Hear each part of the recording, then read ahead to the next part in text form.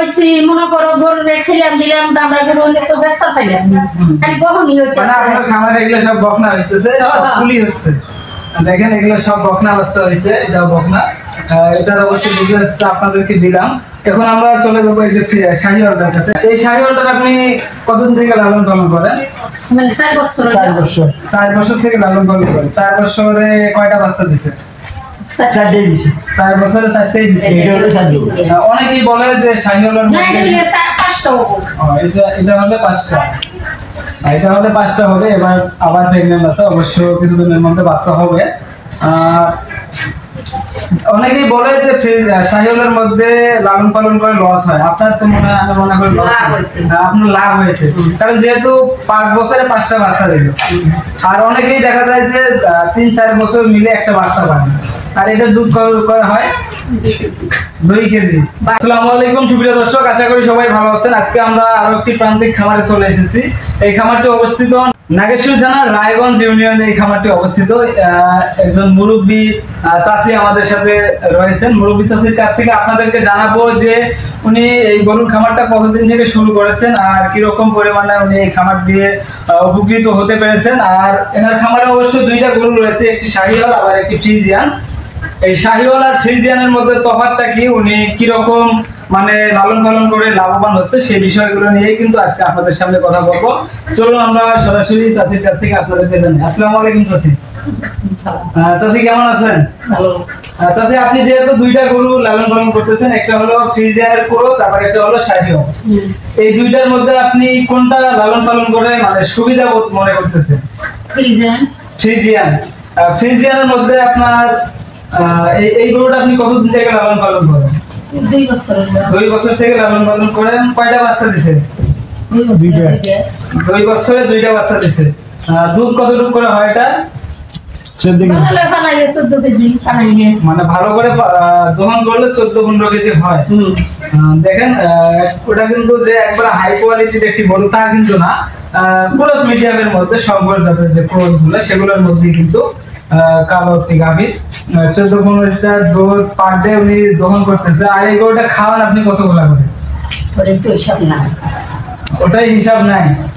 ওটা কি হিসাব একটু ধারণা দেওয়ার মতো না যে আপনি কতটুকু করে ফিট খাওয়ান মানে 2 বেলায় 2 কেজি যায় সকালে 1 কেজি বিকালে 1 কেজি 2 বেলায় 2 কেজি ফিট খাওয়ায় আর কাঁচা ঘাস তো অবশ্যই খাওয়ান আপনার 2 কেজি ফিটে অবশ্য আনুমানিক কত টাকা খরচ হয় অবশ্য 50-100 টাকা আর আপনি দুধ বিক্রি করেন 15 লিটার 100 টাকা থেকে 15 লিটার দুধ থেকে 100 টাকা বাদ দিলে থাকতেছে আপনার 600 টাকা 650 টাকা থাকতেছে আপনার এই খামার দিয়ে আপনি কি মনে করেন যে আপনি অবশ্য উপকৃত হতে পেরেছেন না ডোয়ালা হইছি মনে করো গরু রেখেলাম দিলাম দামড়া গরু হলে তো ব্যস্ত পাইলাম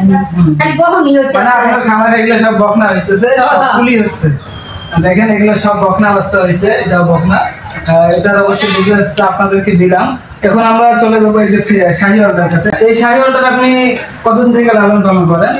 মানে 4 বছর 4 বছর থেকে লালন পালন করেন 4 বছরে কয়টা বাচ্চা দিছে 4টা দিছে 4 বছরে 4টাই দিছে এটা হলো 4টা অনেকেই বলে যে শাহিওয়ালের না এটা 4-5টা হবে এটা হলে 5টা এটা হলে 5টা হবে এবার আবার প্রেগন্যান্ট আছে অবশ্য কিছুদিনের মধ্যে বাচ্চা হবে